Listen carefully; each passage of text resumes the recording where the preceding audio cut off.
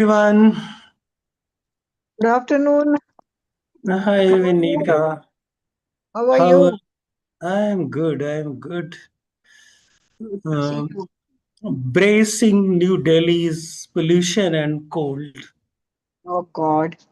We Mm. had also a big cold this year, but today is okay. It's a moderate. It's kind of Pune weather now. Good. So I So think it's I, good I to. think I think all participants are waiting for you. So you Huh? can start. Sneha, take over. Yes. Yes, ma'am. Good afternoon, everyone, and welcome back to day two of the Ocean Literacy course. Ocean Literacy Know Your Planet Beyond Land. Yesterday, my session focused on simplifying the vast ocean for our basic understanding. And today we have with us Dr. Ram Boojh, sir, who will take up today's session on the topic Living with the Ocean. So let me take this privilege to introduce to you all Dr. Ram Boojh, sir, a professional with a rich and diverse experience of working with the United Nations systems, civil society, government, and academics in senior supervisory positions for more than 3 decades. Sir has served at the UNESCO office in New Delhi for over 11 years, providing intellectual, strategic, and operational leadership to its programs in South Asia. He was the secretary of the Intergovernmental South and Central Asia Man and Biosphere Network and a focal point for Category 2 centers on biotechnology and world natural heritage. Sir has also coordinated the UNESCO Chair on Education for Sustainable Development and Human Habitat at the Center of Environment Education. Sir has taken leadership roles in many international bodies, networks, and associations. Currently, Sir is the advisor at the Mobis Foundation, a New Delhi based environment and sustainability think tank. Sir is also advising the UNEP in developing a transboundary landscape conservation project. A very warm welcome to you, sir. Thank you, Sneha. Thank you for such a nice introduction. And welcome all the participants to this interesting ocean literacy course. I think I missed yesterday, uh, but hope that everybody is supercharged because this year, 2025, have been very eventful on the ocean front and is called as Super Year for the Ocean. Before any further ado, I would like to share the presentation. And yes, Yes, I've permitted you to share the screen. okay, it is there. And let me put it in the full uh, slideshow.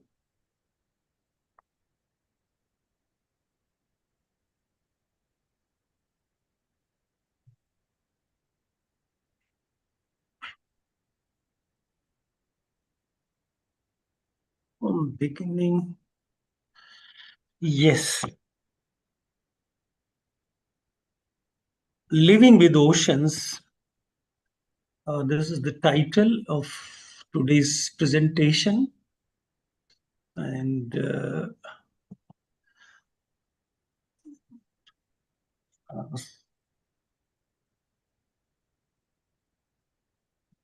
uh-huh. Why it is not coming? So your screen is visible.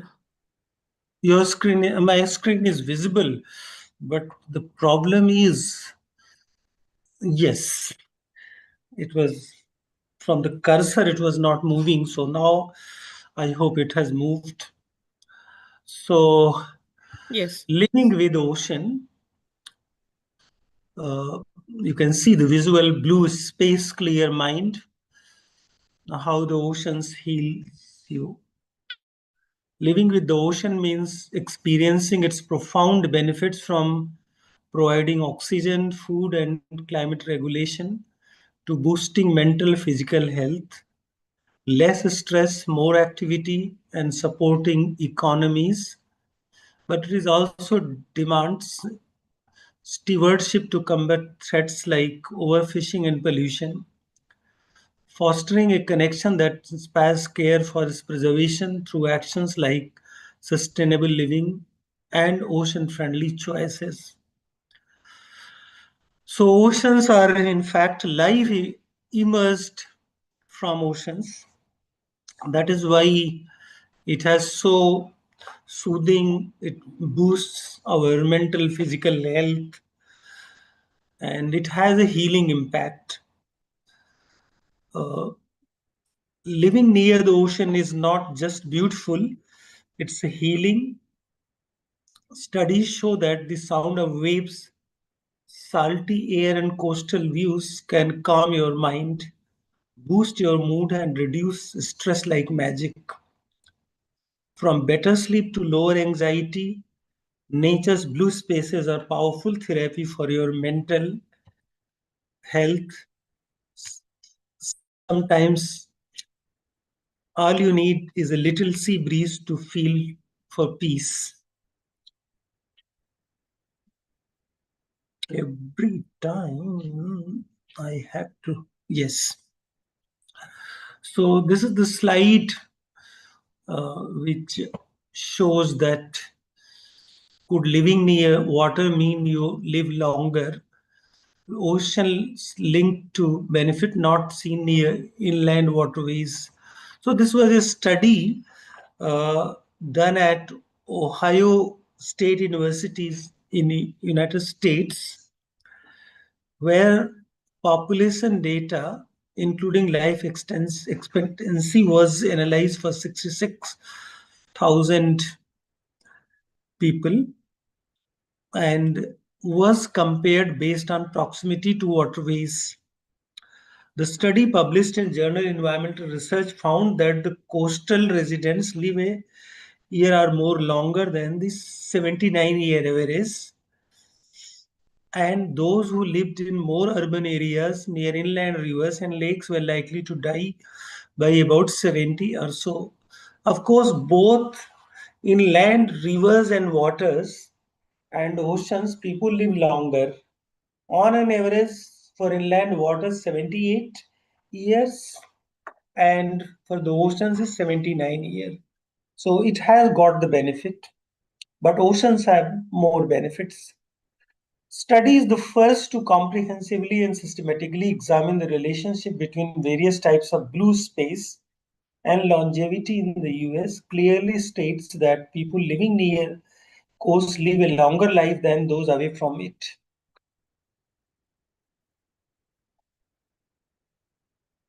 So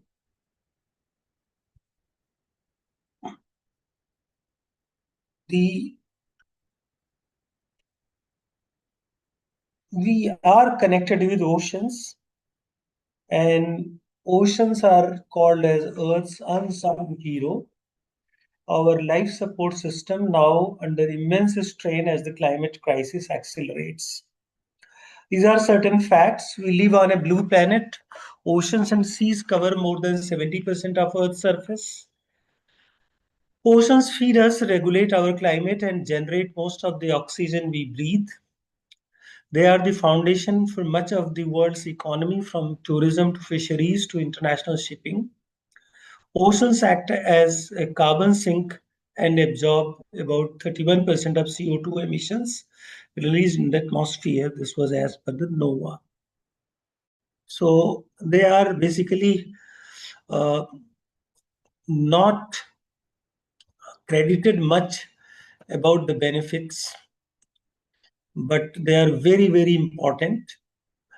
And every year, In fact, there are various reports, and latest was the State of the Ocean report by UNESCO's Intergovernmental uh, this panel on Oceanographic Commission, IOC, and they produced this ocean report. And this was a kind of very comprehensive study with more than 100 authors from 28 countries who have contributed to it.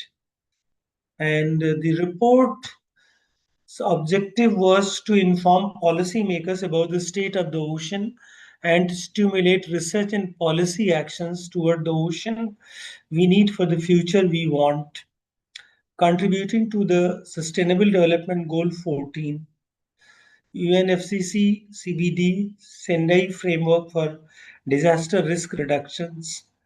Basically, all these are so important globally, and fortunately, oceans are becoming central to the agenda of all these international initiatives.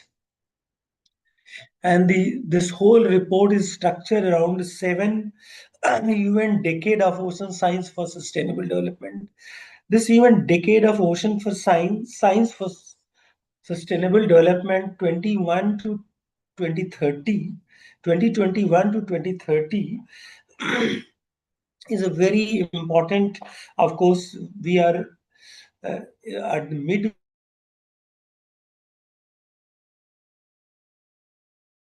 this this report is very, very important because it has different sections. It's online. You can always visit it online. It has insights on ocean-related scientific activities and analysis describing the current and future state of the ocean, addressing physical, chemical, ecological, socio-economic, and governance aspects. Another very important development was Third UN Ocean Conference 2025, which was held in Nice. Terre Policy Center, Dr. Vinita Apte and her colleagues were there. I missed it because I had already gone to another conference which was preparatory to this UN conference, and it was hosted by France and Costa Rica. 5-day event, around 15,000 participants, including more than 60 heads of the state and government to France Mediterranean coast. The conference has 450 side events and nearly 100,000 visitors. The UN Oceans Conference, this was third one, built on the momentum of previous ocean summits in New York 2017, Lisbon 2022. So after 2022, this was third one after 3 years. It culminated in a shared call to expand marine protection, curb pollution, regulate high seas, and unlock financing for vulnerable coastal and island nations. So the outcome was Nice Ocean Action Plan, a framework combining a political declaration, our ocean, our future, united for urgent action, and over 800 voluntary commitments to boost ocean protection, focusing on expanding marine protected areas, tackling pollution like ghost gear, financing sustainable oceans economies, decarbonizing transport, and implementing the BBNJ agreement. Actually, this is BBNJ agreement is the for the areas which are beyond the national jurisdiction. So this was very, very important, and this was just a precursor to uh, what we call as just a minute, what has happened to the COP30 held in Belém, Brazil, and it was 30th conference of the parties of UNFCCC, United Nations Framework Convention on Climate Change. And this was held 10 to 21 November 2025. This was the latest one. And the conference was very important because all the COPs, last one was not, there is another slide about the last one, but this one was called as the COP of Truth. That because United States, particularly US President Donald Trump, was spreading a lot of misinformation about the facts of climate change, because he was telling that climate change is the biggest hoax. It's the biggest lie he was telling, that hosted by the scientists who are the, see, even use the word, very strong word, as con man's job. So this COP wanted to put the facts that climate change is real. There is a strong science behind it. That is why it was called COP of Truth and Implementation also. And to combat disinformation and in defense of climate science, building on the Global Initiative for Information Integrity on Climate Change. This is again initiative, information integrity, to combat what Donald Trump is calling. So there was calls to keep the 1.5 degrees target alive and limit overshoot. Actually, Paris Agreement of 2015 calls for all the countries to limit global warming, the global temperature rise, not beyond 1.5 degrees. And there was very strong call at this conference to keep that target live, bringing nature back to the heart of climate action. Global ambition, elevating the ocean alongside forests. So actually, nature-based solutions was heart of the climate action that was emphasized. And when we talk about nature, both oceans and forests are very, very important. And that is why it was called to bring momentum around blue NDCs. NDC is the nationally determined contribution.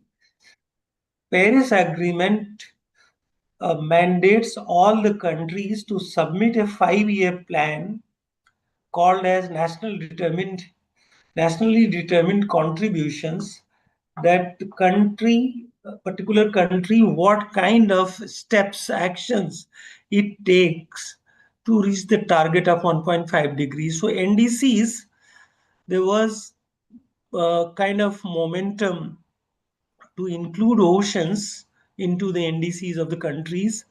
So that is why this is called as blue NDCs.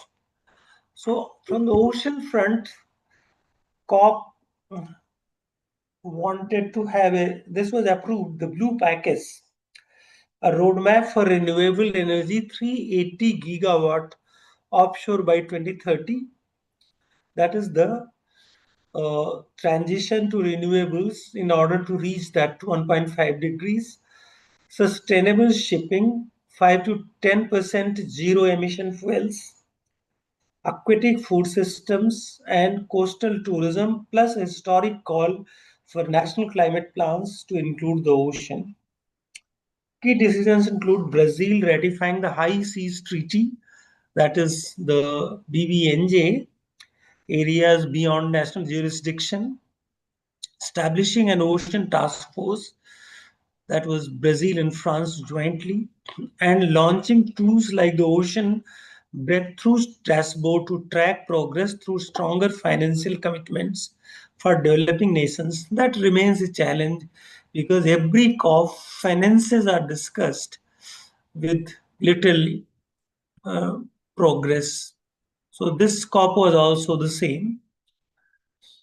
I was talking about the earlier COP of last year.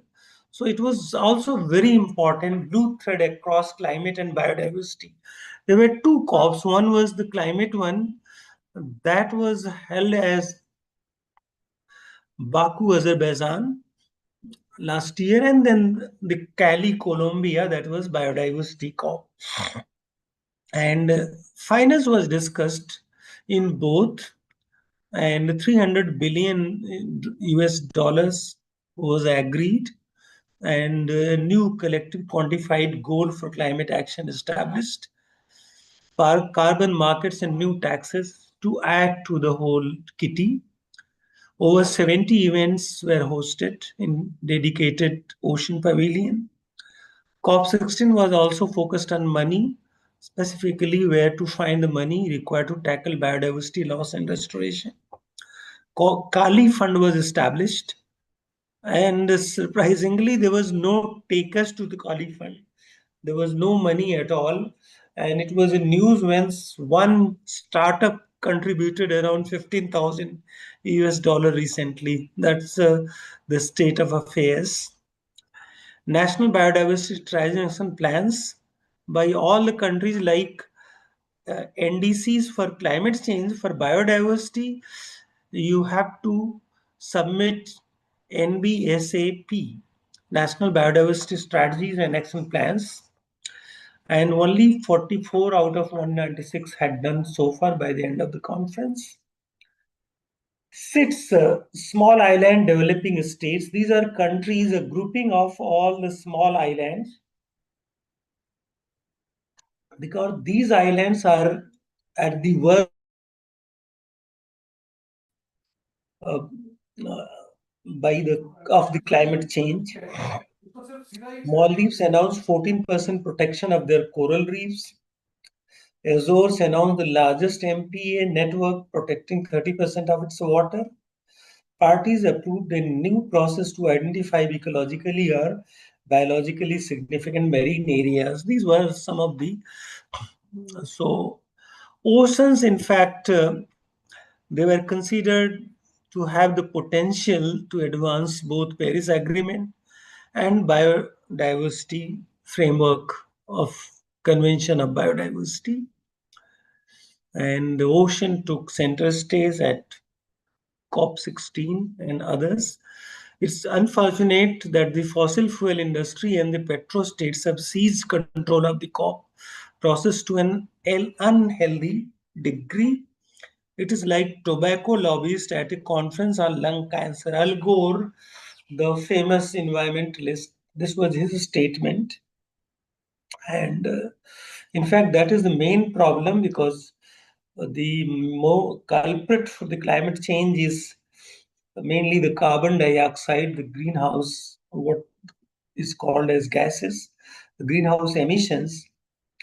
But the fossil fuel industry, which is putting pressure on the countries, even like UN wanted all the countries to declare net zero by 2050, but China has declared 2060 and India 2070 to become net zero. So this is the state of affairs. Another very interesting report from the biodiversity front, and particularly when you discuss about the oceans, this is 2024 Living Planet report, and basically 73% of the populations of species, the wildlife, basically in 50 years, they have been almost extinct. And here's a very interesting how green is my plate, how many earths does the world need to support food production by 2050. So if we Indian food systems 0.8 earth, that means we are within our limits, earth's sustainability limit. Indonesia 0.9, slightly higher. China 1.7, almost 2 Earth. Japan also 2 Earth. Argentina 7.4. Australia 6.8 and US 5.5. So these are the kind of consumption which countries are doing. So Living Planet Report 2024 points to a catastrophic 73% decline in wildlife populations during the period of 50 years, and highest decline in freshwater, followed by terrestrial and marine ecosystems. So this is also very, very important, uh, because marine species, almost marine ecosystems, some half, more than half are threatened, and that's cause for concern.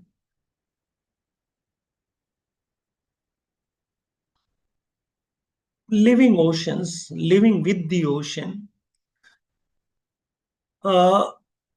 So basically, oceans are a living entity because it contains lot of living systems.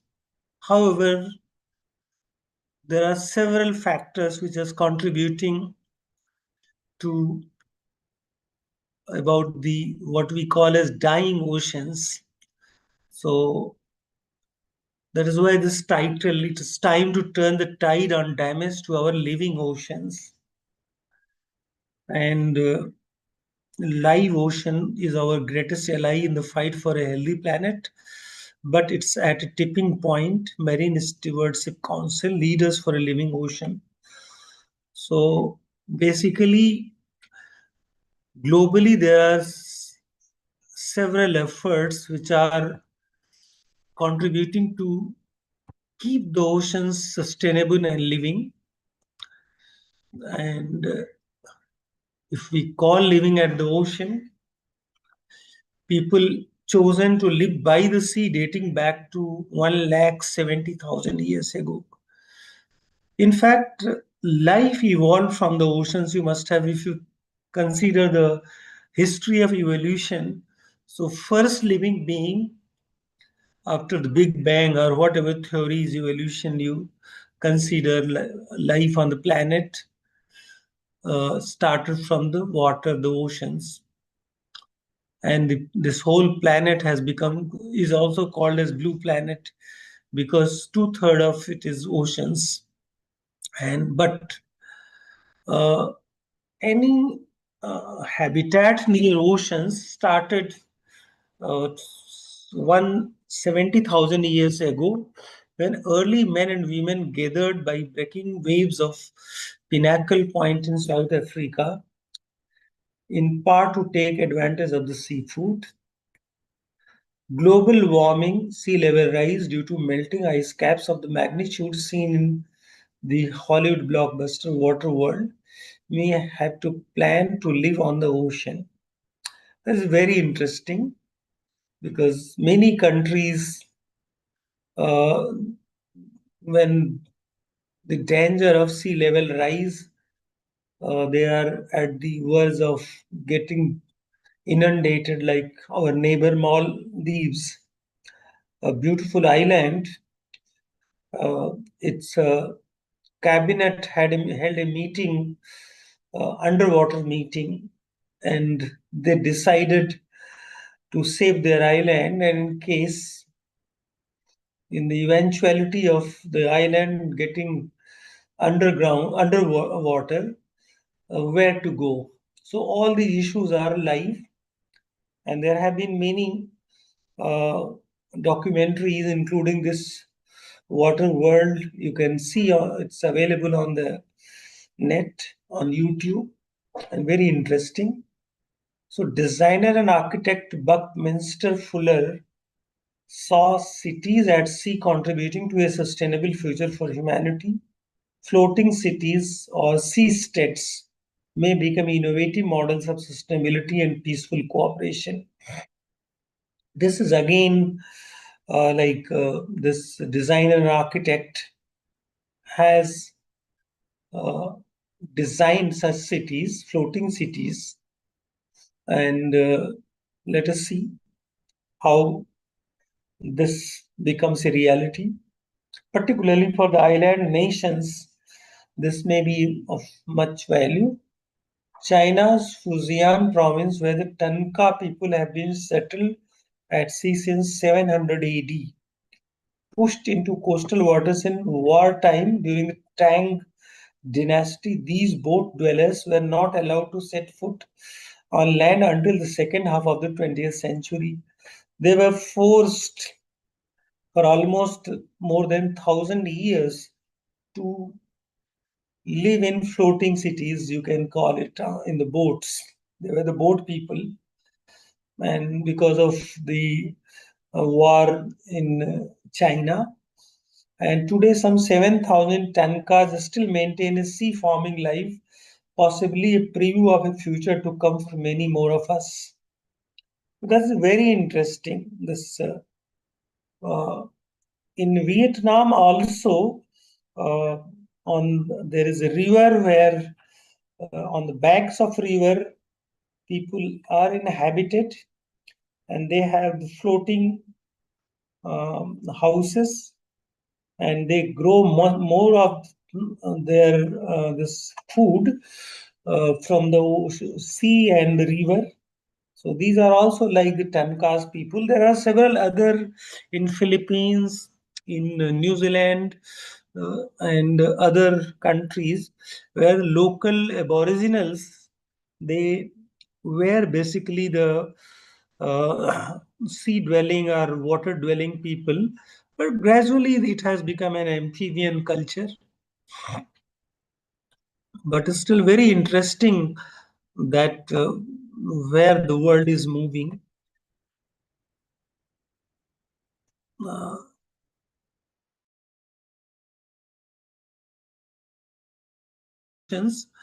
Actually, this is a report, and in fact, IPCC report, Intergovernmental Panel on Climate Change, a very famous report.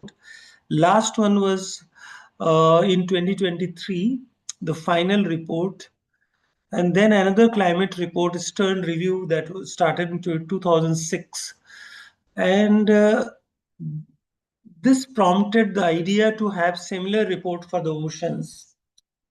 And this publishing house, Log in Hamburg, Germany, set up the non-profit company Maribus in partnership with the International Ocean Institute, IOI, which is the partner of this basically ocean literacy course. It's on their behalf. They, along with the non-profit Ocean Science and Research Foundation, OSRF, both founded by Elizabeth Mann Boggis, along with key scientific partners, is the Cluster of Excellence, the Future Ocean, a research group made up of more than 250 scientists investigating climate and ocean change at a number of research institutions in Kiel, and drawing on their outstanding expertise in applying an interdisciplinary approach. More than 40 scientists within this cluster authored the first World Ocean Review. So this is the very interesting story, how this ocean review started. And several reviews has come up on different themes, and it's still continuing in various forms. And this is a very good, basically, repository of information on oceans. Another interesting thing is the Sustainable Development Goals, which is Goal 14, Life Below Water. At the beginning of this millennium or century, world gathered together and came out with the Millennium Development Goals. And Millennium Development Goal, of course, it considered all the pillars of sustainability, economic, social, and environmental. But there was no mention of oceans. Even on environment, there was the goal 8, the last goal was environmental sustainability. So you can well imagine in the beginning of this millennium, and that millennium development goals were targeted to be achieved by 2015. But very little progress was made on many fronts. That is why Sustainable Development Goals, SDGs, were adopted by the United Nations General Assembly unanimously. 17 goals and 169 targets to be achieved by during next 15 years. That means 2030. So this is a very ambitious commitment by the world leaders. We have 5 more years to go to achieve. There were a lot of setbacks. COVID was one. Then there were war, conflicts, geopolitical issues cropping up. So SDGs, very little progress was made, and but important is that oceans were for the first time included under these development goals, and as a goal, standalone goal for the oceans, goal 14, conserve and sustainably use the ocean, sea, and marine resources for sustainable.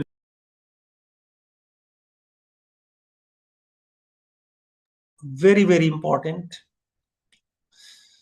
And you can just see this infographic that why this goal and what are the issues there. So particularly during in this goal, importance is about conserving the ocean resources for the people, and particularly the biodiversity, and oceans are part of the biodiversity conservation efforts, particularly that Kunming-Montreal Protocol that envisages that 30 into 30, that means 30% of land and ocean areas is protected by 2030.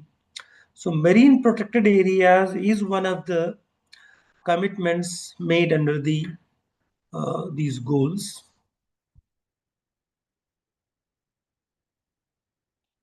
This is again about the sustainability of the oceans, circle of sustainability, living with the ocean. If we, the title of today's talk, you can just see how interconnected we are with the ocean and sea. Oceans, they regulate the climate, support the functioning and stability of ecosystem through biological diversity, form habitats and breeding grounds for many, many living biota.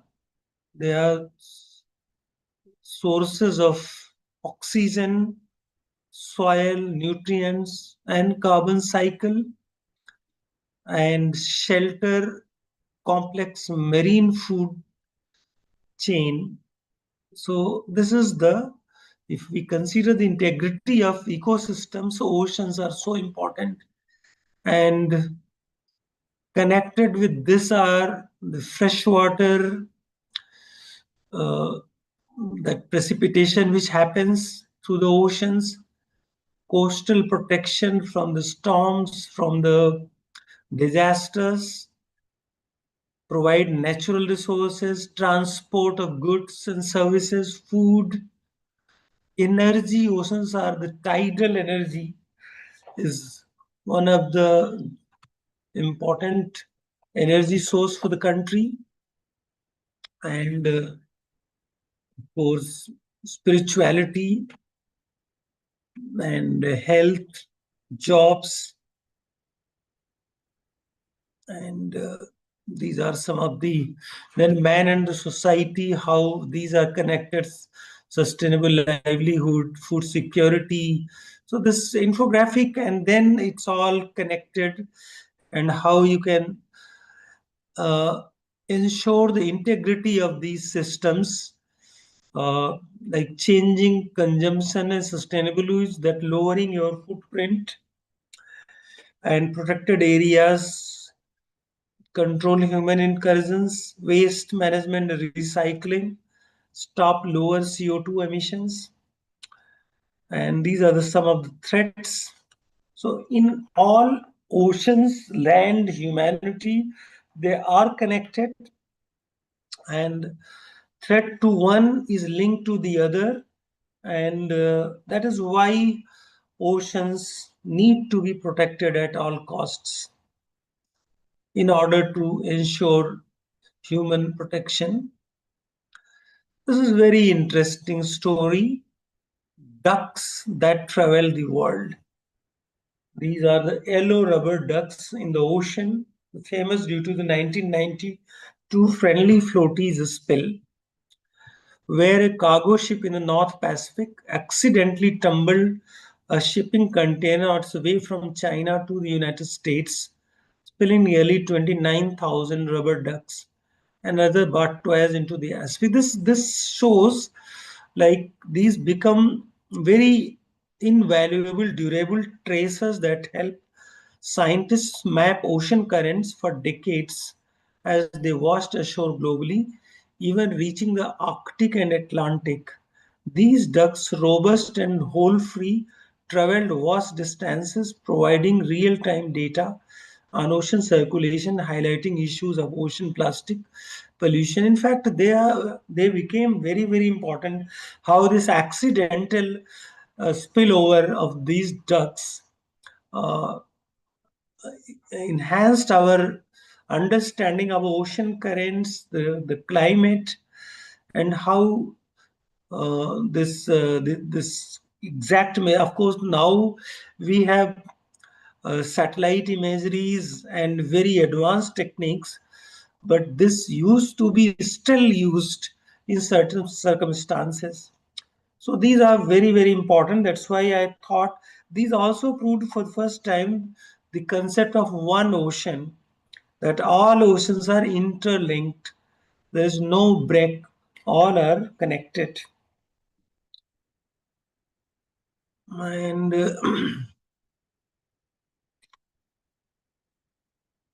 this is how the migration routes and landing events are the friendly floaties. They are called friendly floaters. And you can just see how they floated all across the world. These are the migration routes for those floaters.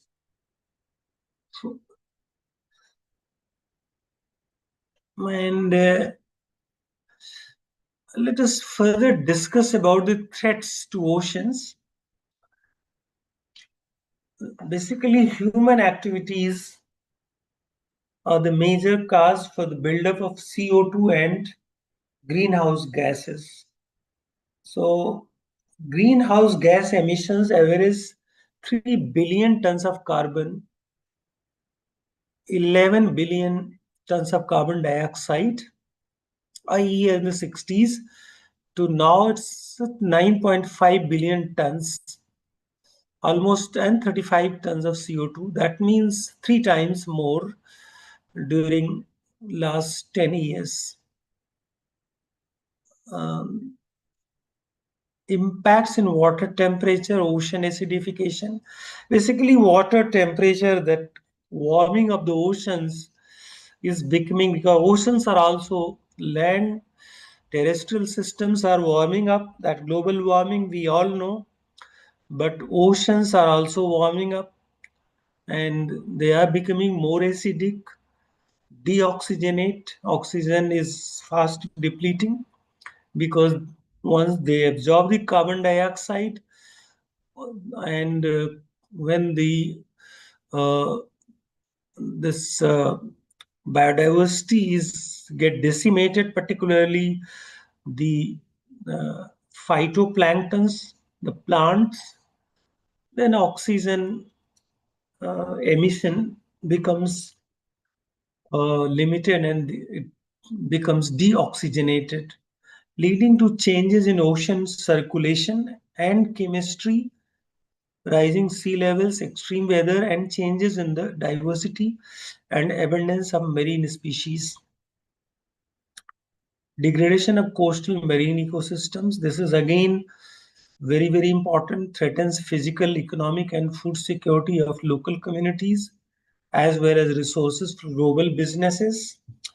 Climate change weakens the ability of the ocean to provide critical ecosystem services such as food and oxygen, as well as to support nature based solutions to climate change adaptation. So, we talk about the mitigation and adaptation. Mitigation is while oceans absorb CO2, carbon dioxide, and greenhouse gases. On the other hand, oceans they provide critical ecosystem services, food and oxygen, and also provide a lot of nature-based solutions, which helps in climate change adaptation.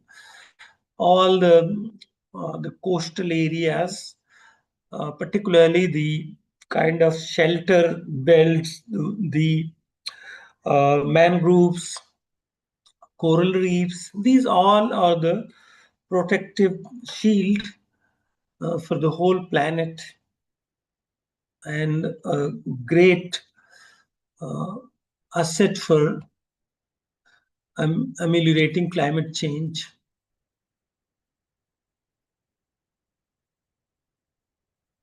So oceans are warming up. About 90% of the excess heat from planetary warming, that is global warming over the past century, has been absorbed by the ocean, causing ocean temperatures to rise. Rate of ocean warming has doubled in 20 years. Climate change is the main culprit, causing the oceans to warm, rise, and acidify, disrupting each of these critical functions. Global sea surface temperatures have remained at near record levels in 2025 following a record shattering jump in 23-24. That means these 3 years, 23, 24, 25, they had very high this temperature.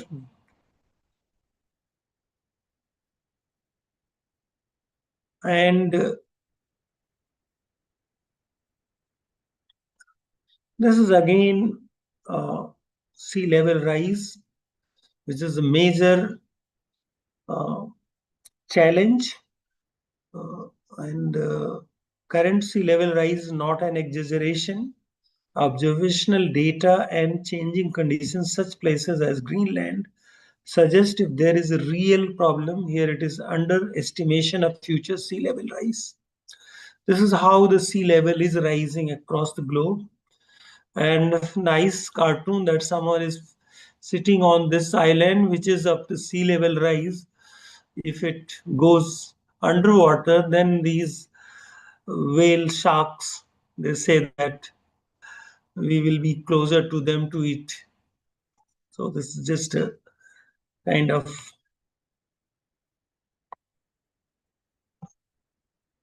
our current trajectory of evolution.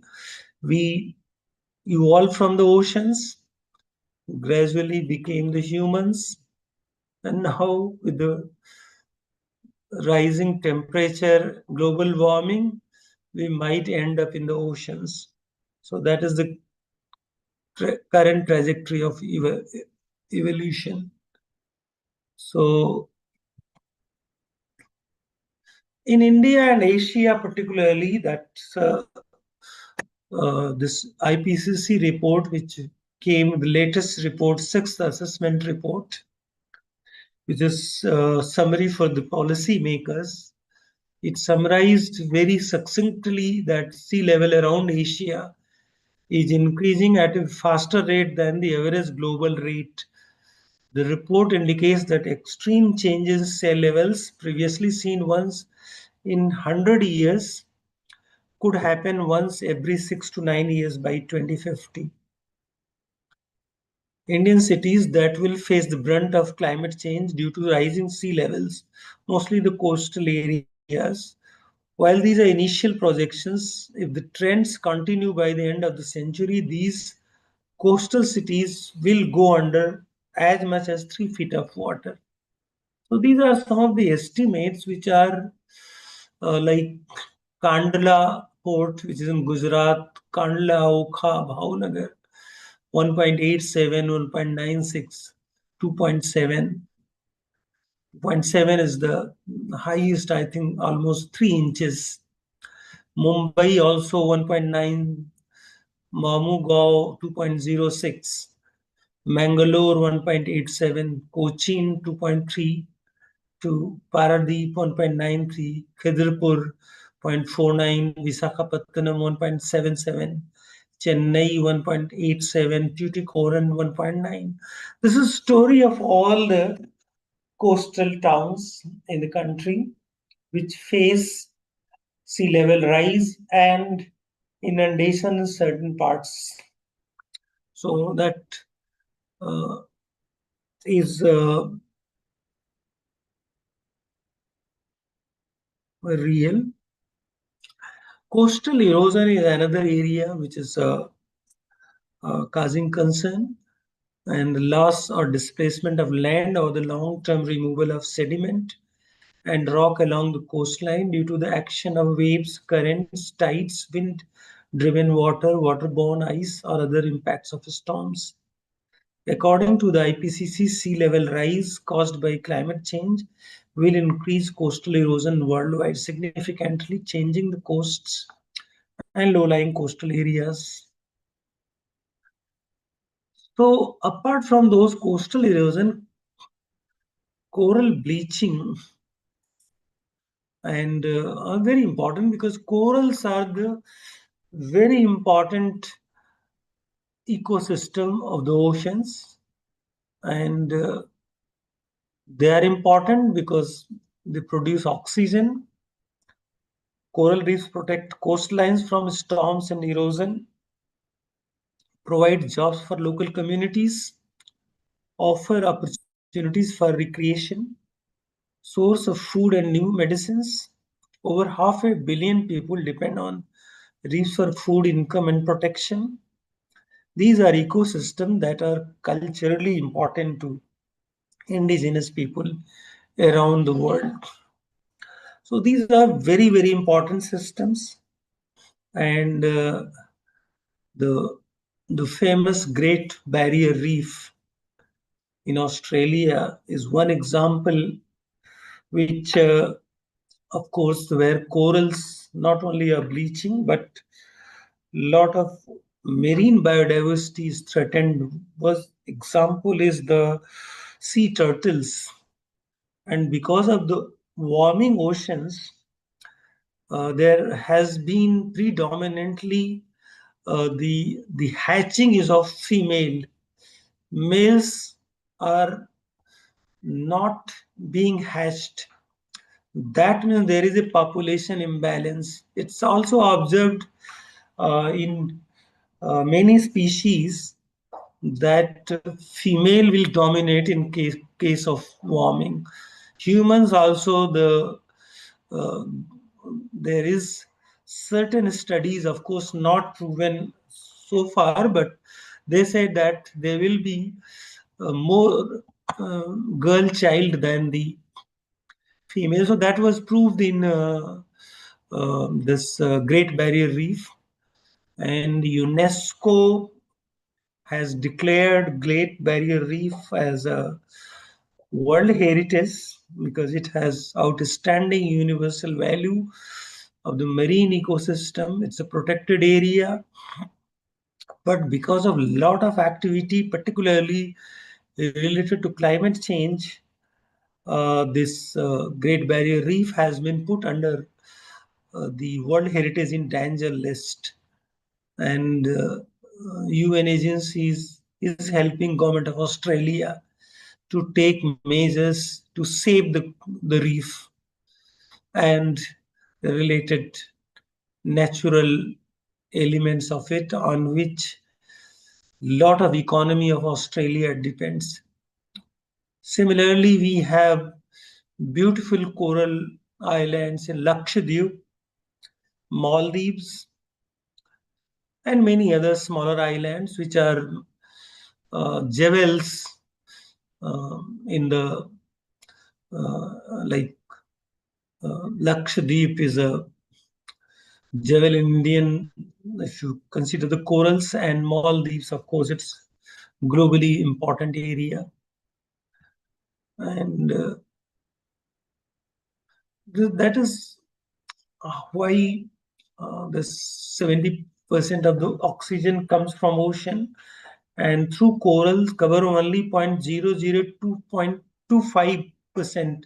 Just see very fraction of the ocean floor. They are the foundation of ocean health, and without them, marine life would cease to exist. So they provide much of the oxygen. Corals are responsible for producing half of the oxygen present in the Earth's atmosphere. Just importance. And threat to corals, last refuges for the world, ailing coral reefs could vanish completely if global warming exceeds 1.5 degrees above pre-industrial levels. Coral reef and wildlife that depends on them faces severe threat from marine heat waves, which have become 34% more likely over the past century.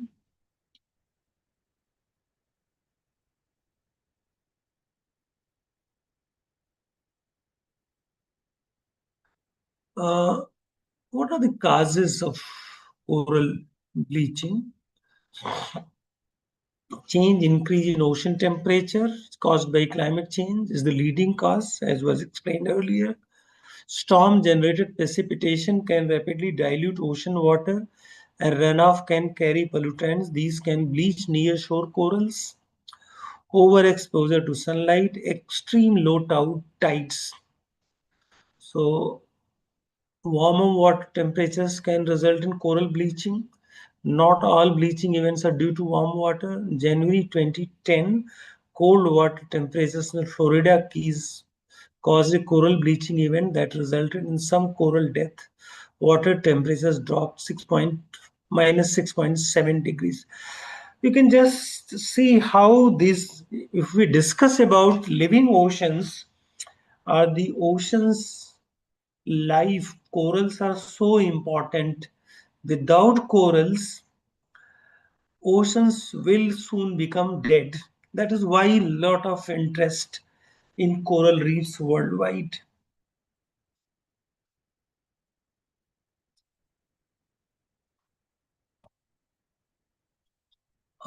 This is how corals become bleached. You can just see the process. Healthy coral coated with an algae-like substance known as zooxanthellae. Corals depend on this to survive. Stressed coral, when coral becomes too stressed from changes in its environment, the zooxanthellae can become toxic and leave the coral. And this is the process of bleaching. And finally, these bleached corals, once zooxanthellae has left, the coral turns white, leaving it vulnerable to starvation, disease, and death. And final phase is the coral death. If the water conditions do not improve, the bleached coral will become black and unable to recover. So this is the process, and which is happening at a very fast pace. And this picture shows how this beautiful corals have become bleached, and this is the beautiful, and this is the bleached one.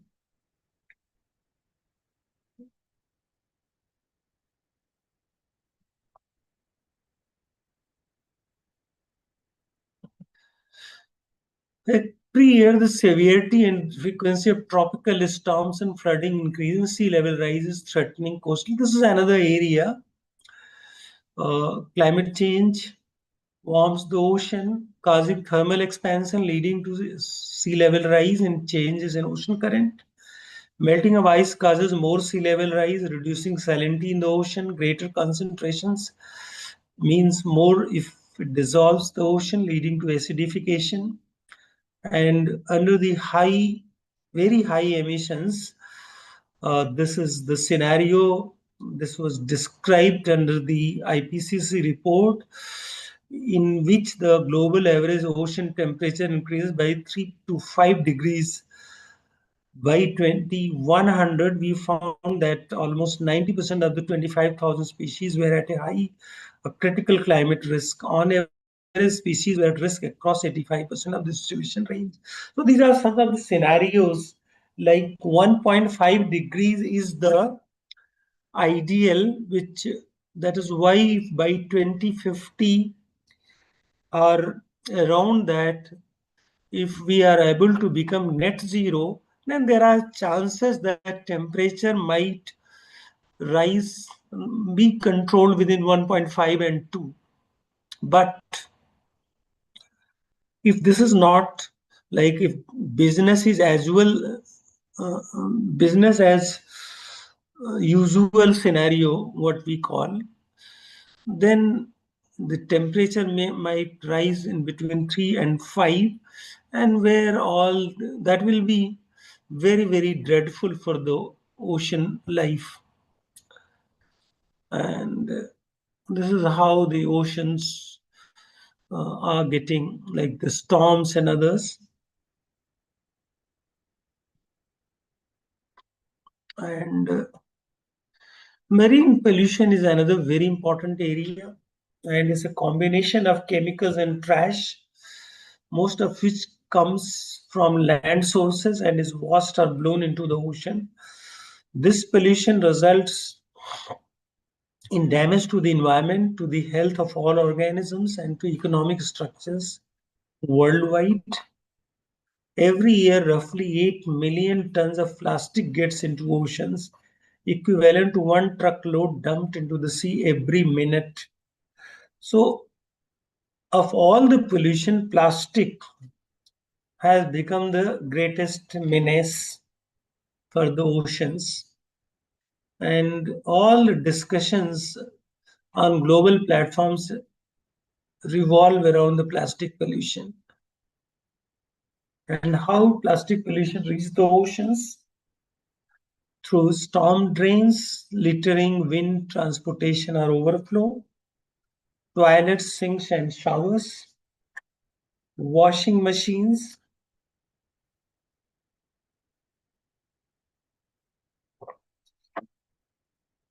our clothes shed synthetic microfiber. These microplastics are very, very dangerous, which get drained along the water when we do laundry. Anytime we throw away something that could be recycled, we are increasing the chances that this will eventually go out to sea.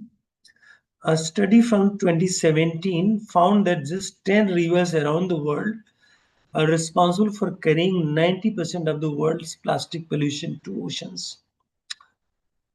Pounds of wet wipes, you can call it kilos of wet wipes, found matted along the coastlines. 14 countries already banned microbeads, as these inevitably wind up as microplastics in the ocean. So,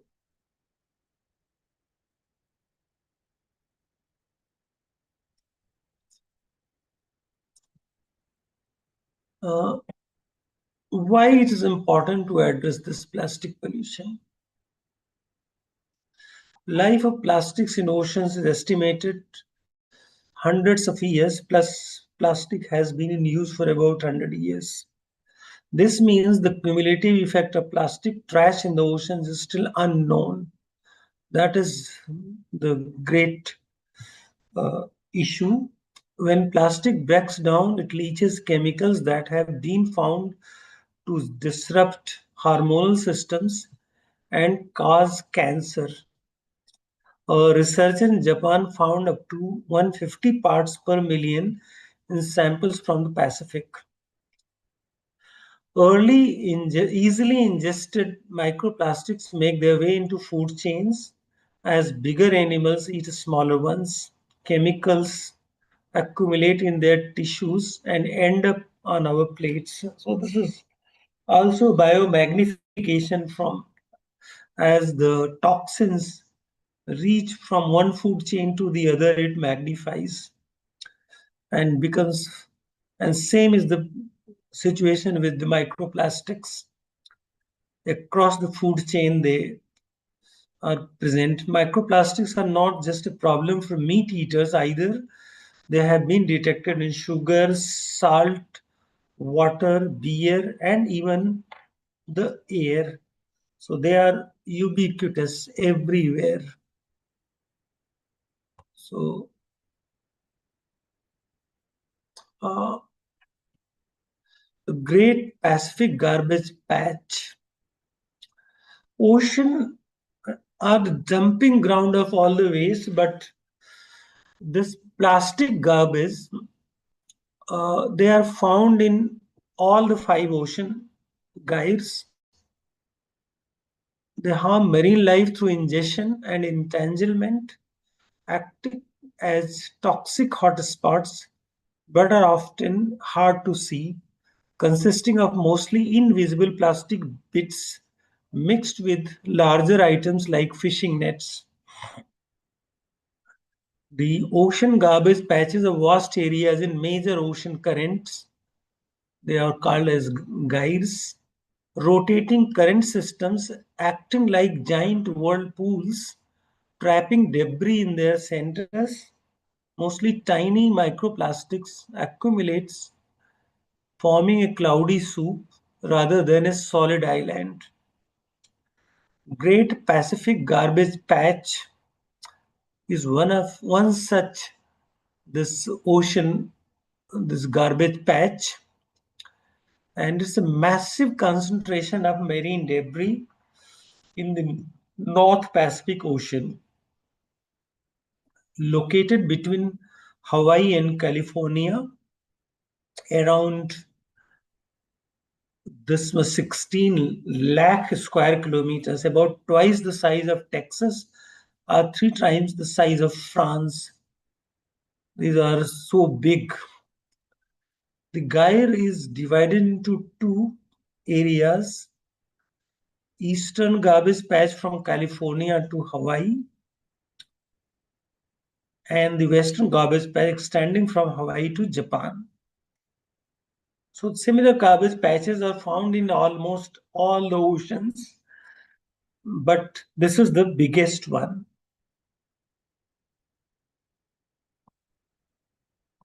Playing havoc to ocean systems. Curbing ocean waste at individual levels, what we can do, and recycle is the one, and secure lids. Recycling, if it is not possible to be completely zero waste, don't throw trash into overflowing bins and make sure lids are securely closed. These are just some of the measures which one can take. Actually, these are the various the 3 R's, 4 R's: reduce, reuse, recycle, and there is also like repurpose. Then there is refuse. So the 5 P's, 3 P's, 4 P's. So check your products. Make sure your personal care product don't have microbeads. Opt for zero waste natural products. Grow and shop organic. Don't use fertilizers or weed killers on your lawn or garden. Choose organic products as much as possible when you shop. There is a responsible, a green shopping, this uh, trend in many countries now. Go as zero waste as possible. Bring your own bags for grocery shopping. use your own containers for takeout food, and take reusable water bottle everywhere. Reuse plastic wherever you can. In India, in Delhi particularly, plastic is banned, particularly those which are below 20 microns thickness, but the implementation is very, very weak. So you can still find plastic bags, single use plastics particularly, which are banned everywhere. Tackle microfibers, switch to organic fibers, where those that you already have or get them second hand for the smallest impact. Wear less synthetics and wash them by hand or on a gentle cycle. In fact, this is again cool fashion is now the trending, and all those this fashion or what wearing like changing your dresses every hour, that trend is now giving way to the cool fashion, and there are several youth who are promoting it all over the world. Be vocal, use your voice to spread the word about this issue and what people can do. Ask companies to eliminate unnecessary packaging and lobby governments to ban single-use plastics and tax polluters. Be conscious consumer. So this is happening. Hold on, now I need to part all this plastic. Roses are red, waters are blue, oceans filled with plastic. And this is the last side: sustainable management, conservation, and restoration of coastal and marine ecosystems are vital to support the provision of ecosystem services on which people depend. This requires a low carbon emission trajectory, and we need to be conscious of our actions as individuals and consumers to save oceans and turn ourselves from our self-constructed catastrophes. Basically, there is efforts at every level for low carbon emission trajectory. In 2023, when Secretary General of United Nations called the countries to accelerate decarbonization and raise their ambitions to become carbon neutral and net zero, because temperature rise, we have already crossed many of the boundaries which are called as planetary boundaries. There are 9 boundaries, and out of that 9, 7 has been crossed. Even the marine ecosystem, that boundary is also crossed. So we are already living beyond our limits, beyond sustainability limits, beyond planetary boundaries. That is why this low carbon emission trajectory, individual and consumers, every one of us is required.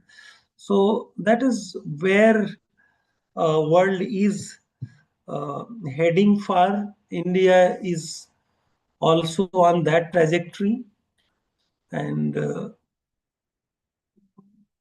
so this is all that I wanted to share with you, and I thought now I would like to open it for the questions or any more information you want. You are free. I just saw a message.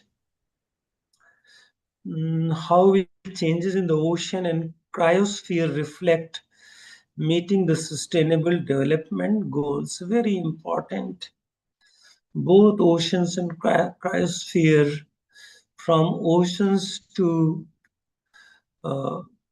from mountains to cryosphere to the marine systems, both are important. And particularly this year is the International Year of Glaciers, and glaciologists, they are finding most of the glaciers retreating. Recently, we saw that Gulmarg in Kashmir, which was opened for those uh, ice sports, skating, and others, there are no ice there, no snow there. Even last year's Amarnath Yatra, there has to be like the artificial icing was done.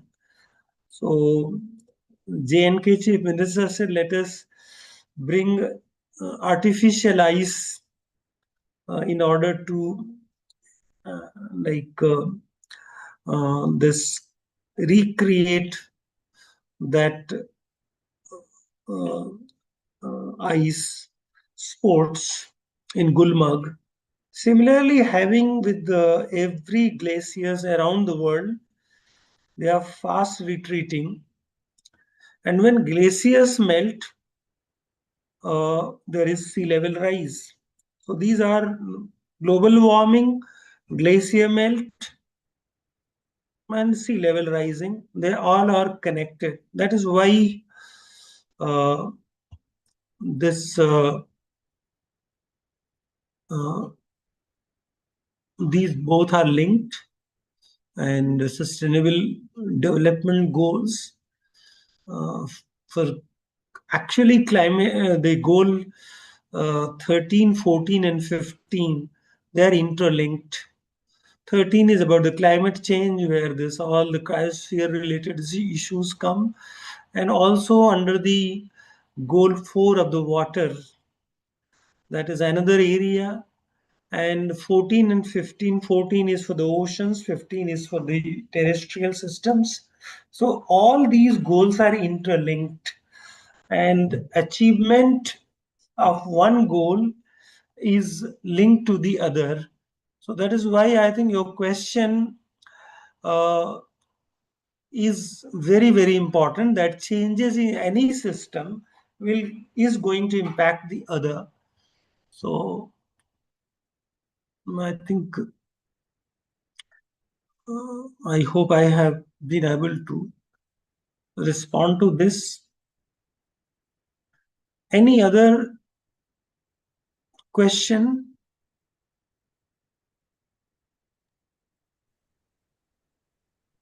Any of the participants, if you all have questions, you all can either post it on the chat, or you all can just unmute yourself and go ahead with the discussion.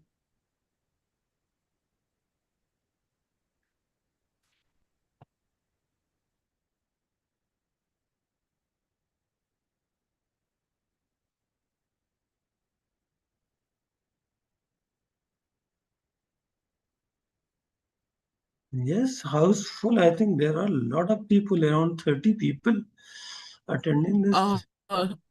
Yes, Vanita, you have raised your hand. You can just unmute yourself. Thank you so much. Thank you, sir, for the great presentation. I'm Vanita with the National Maritime Foundation. Um, so I've been also following COP 30 as well as the 16 also. When it was happening, I was following it. So the common problem, as you also mentioned in your presentation, is the funding.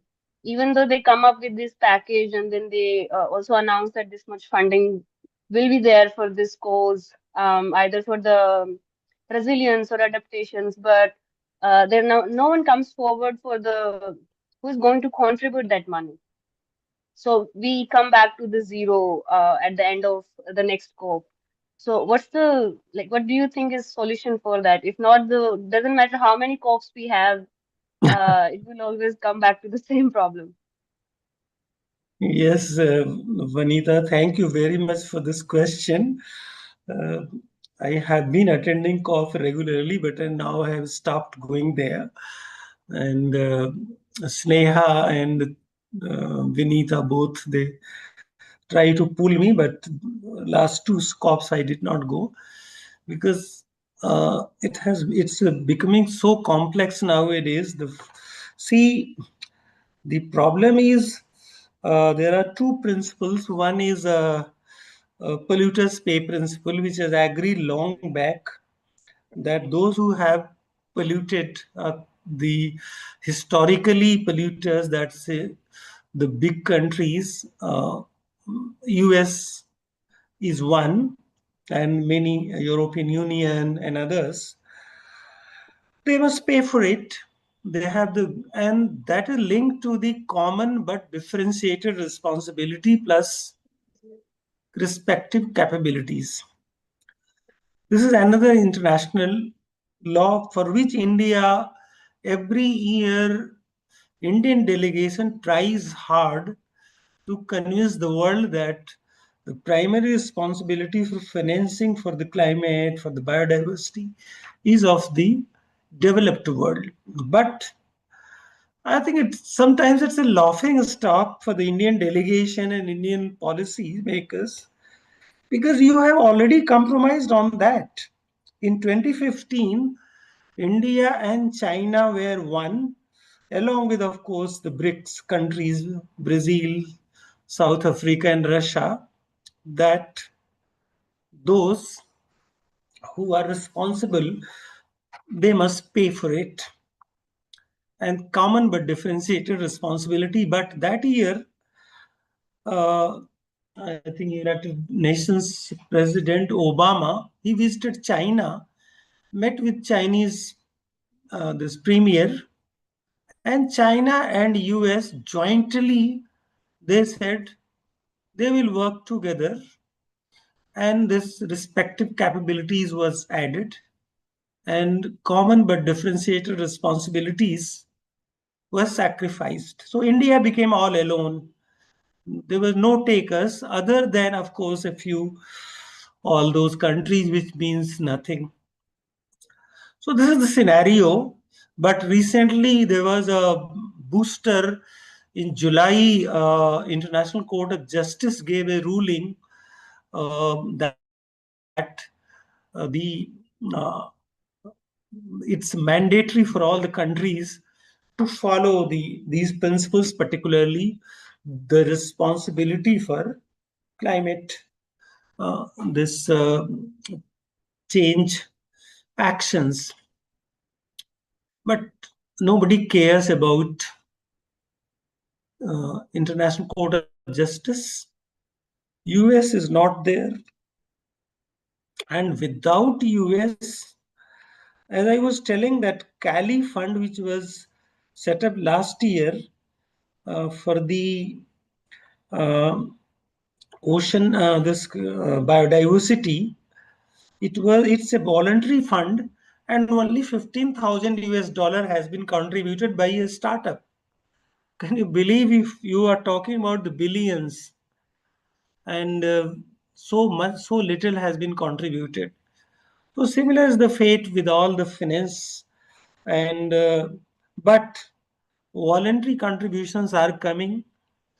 Countries are doing their own, like committing under their this climate pledges.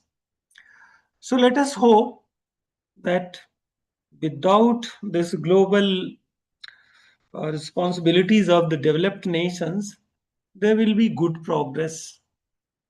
So that is the major problem. Every year this happens. So you are very correct that cops have become the big melas. Thank you so much, sir. Can I also have a one follow-up question? Yeah. Sir, as you mentioned about the startup contributing a certain amount of money, so is it a good idea to actually target the private players for funding instead of maybe looking at the principles and how someone will contribute it?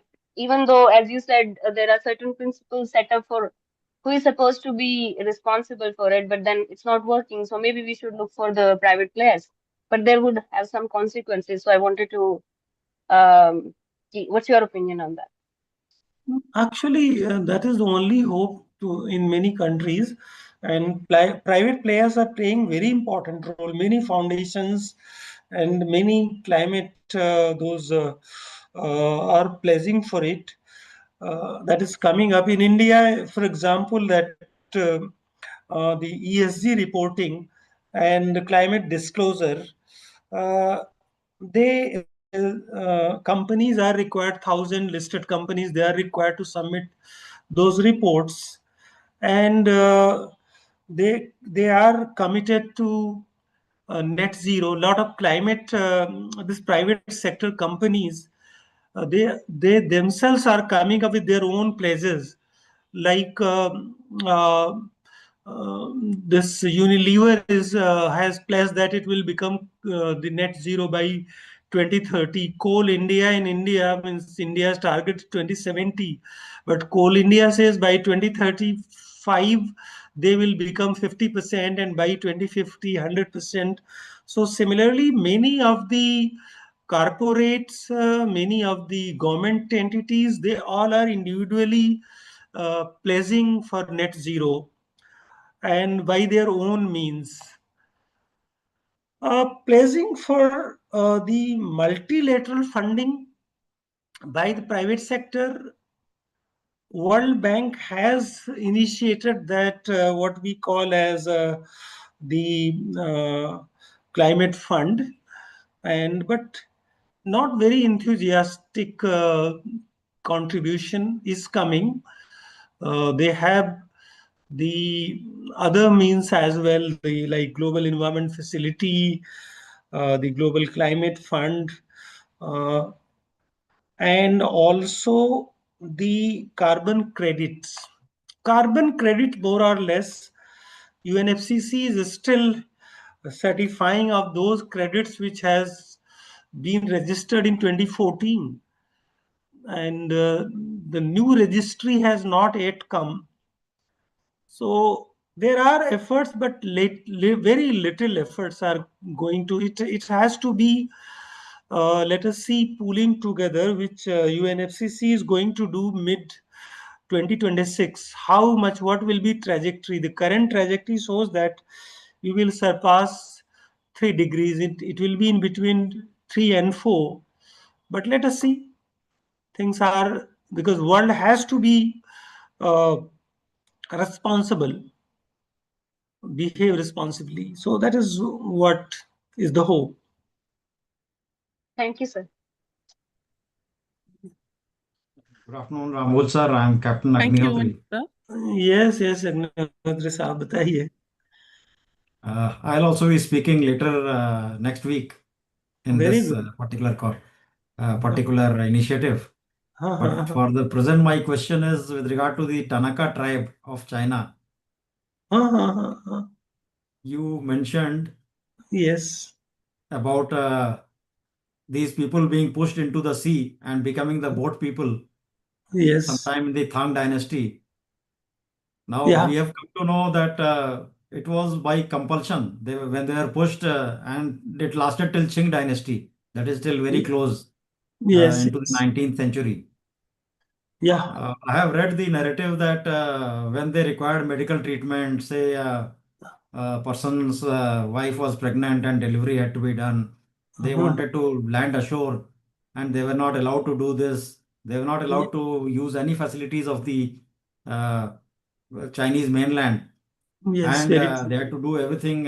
So it was more out of compulsion rather Yeah, than trying to make a floating city of their own accord.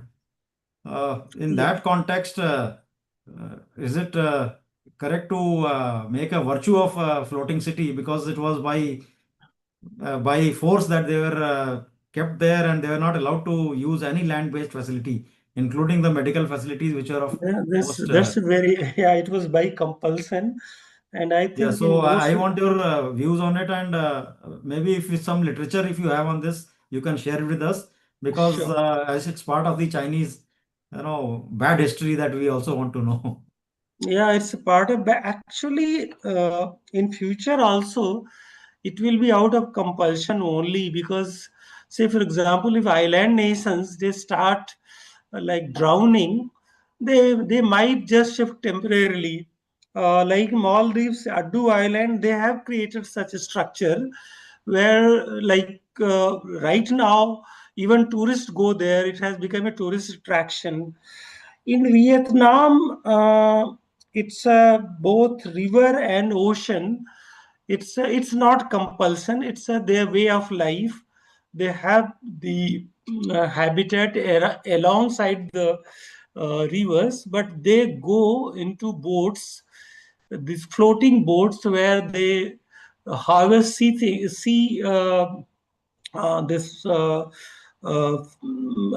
resources, plus they also grow on certain areas in the sea, and they just go and bring that.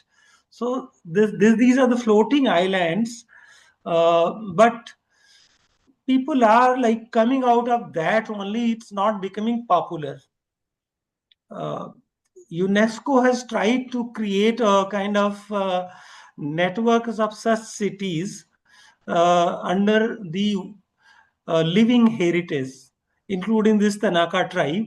Efforts are ongoing, but I currently, what is the trend? I am not very sure. I will try to further dig out. Recently, there was a meeting of intangible cultural heritage in New Delhi in Red Fort, where these kind of heritage and other issues were discussed.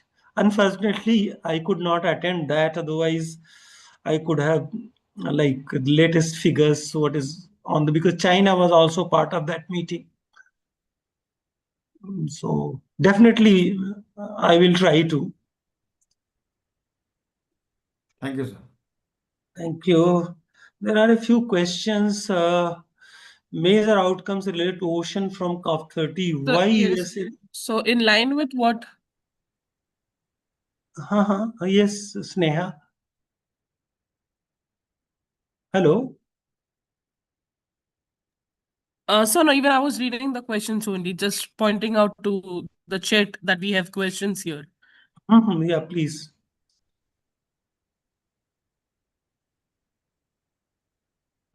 So in line with what Vanita had asked regarding the COP, there were two questions which is indicating there the major outcomes. So you can add on to the previous answer. And why is USA not accepting the climate change or global warming? Yes, I think it's well known. Trump, in his first term, he was out of COP, this Paris Agreement, and when he came back, he again uh, brought US out of Paris Agreement, and his very strong opinion that all the climate change is a hoax. It's a con man's job. Very strong words. He is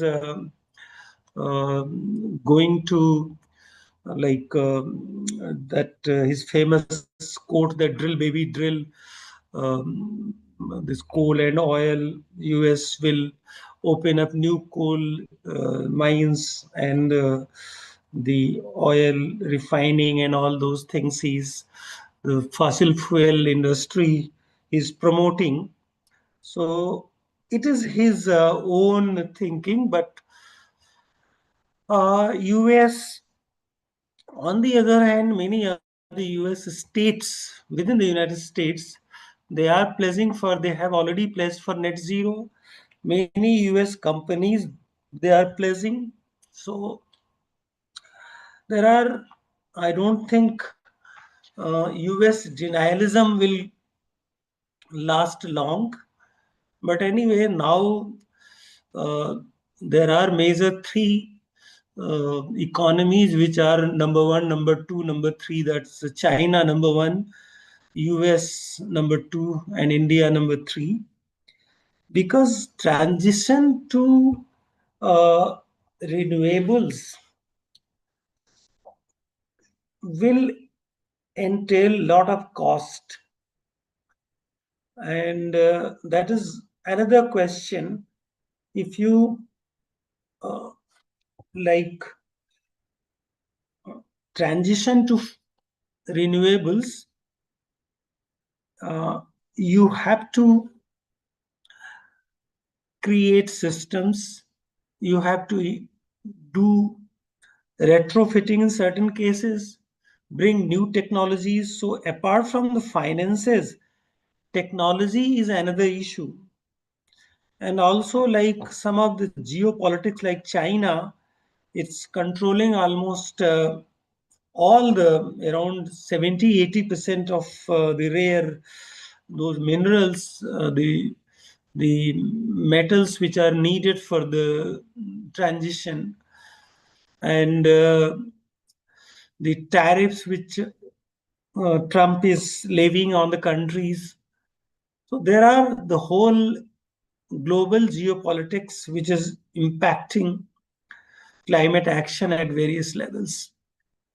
So it's not easy, but hopefully there are always in the COPs, I won't say it's all negative, a lot of positive things happen. And like Brazil, which controls a lot of forests, particularly Amazon, it has created a forest for the future, this funding mechanism, and at least oceans and forests for the first time gain so much importance. So let us see, because anyway, the forest community in the US is all for the ocean related, particularly the creation of the marine protected areas in many areas controlled by the US. So that is already there. But yeah, there are no easy answers to these questions. Yes, sir, Okay. rightly said. So we have one more which says, what challenges does the inevitability of the sea rise present to the coastal communities, and how can communities adapt? Yes. Basically, the coastal communities traditionally they have been adapted. They were living with the oceans for a long time. They were economically, culturally, socially dependent on the oceans. But naturally, the rising sea level, the frequenced those oceanic disasters, with the ocean storms and others, which is cyclones. So these are all impacting coastal communities. And there are both ways, because they have no way to like role in mitigation. It's the governments mainly or the corporate, which the only way for them is adaptation. For the adaptation, they have to create the structures for their safety, either the kind of coastal defense mechanisms, which are in terms of the natural those defense mechanisms I said, the mangroves, the reefs, the sand dunes, and other structures as far as possible. Otherwise, governments, they all have the emergency plans all over the world. And India is one of the 5 elements which consider India's this climate action. NDC is to provide infrastructure support uh, for the for adaptation in coastal communities and islands. So similarly, many countries are coming up to support coastal and island communities at large. But frequency and intensity of disasters are increasing at a very fast pace. So I think there is no way other than migration to the safer places and building up new lives. That is the best adaptation that can be, because you cannot live in perpetuity with the disasters. So this is what I think. So yes. Any more? So you can go ahead. Okay, I think then if there are no questions, then you can conclude it. That it has been wonderful today's session. Tomorrow I'm again at the same time. Yes, sir. Definitely. It was very detailed and a very informative session. Thank you so much, sir. And it was good to see that the participants also got engaged and came up with so many questions. Um, I'll also request the participants to interact more, so it can be a good interactive sessions for coming days as well. Um, so tomorrow's session is on strategic importance of ocean, which will be taken up by Sir himself. So the link for the tomorrow's session will be sent to you all in the morning.